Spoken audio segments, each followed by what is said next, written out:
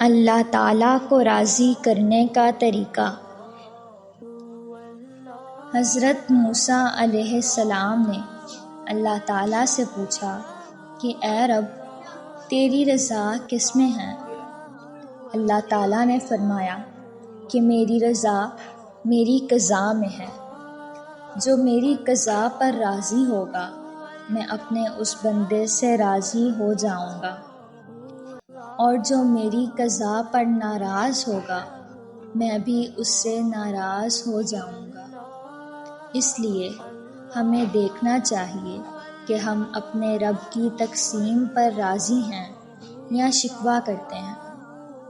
کچھ لوگوں نے حضرت موسیٰ علیہ السلام سے ہی پوچھا کہ ہمیں کیسے پتہ چلے گا کہ اللہ تعالیٰ ہم سے راضی ہیں یا ناراض؟ تو حضرت موسیٰ علیہ السلام نے فرمایا کہ میں کوہ طور پر جاؤں گا اور اللہ تعالیٰ سے پوچھوں گا۔ چنانچہ سب کوہ طور پر تشریف لے گئے تو حضرت موسیٰ علیہ السلام نے فرمایا، اے پروردگار، آپ کے بندے پوچھ رہے ہیں کہ آپ کی رضا کس میں ہے؟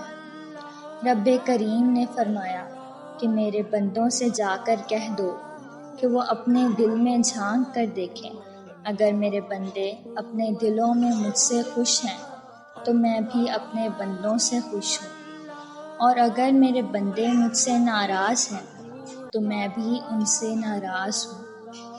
تو آپ اپنے دل میں دیکھیں کہ اس دل میں اللہ تعالیٰ کے شکوے ہیں یا ان کی محبت۔ ہمیں چاہیے کہ ہم اپنے دل میں اللہ رب العزت سے راضی رہیں تاکہ اللہ تعالیٰ بھی ہم سے راضی رہیں۔ دوستو، امید کرتی ہوں کہ آپ کو میری آج کی ویڈیو بہت اچھی لگی ہوگی۔ میری دعا ہے کہ ہمارا دل ہمیشہ اللہ کی رضا میں راضی رہے۔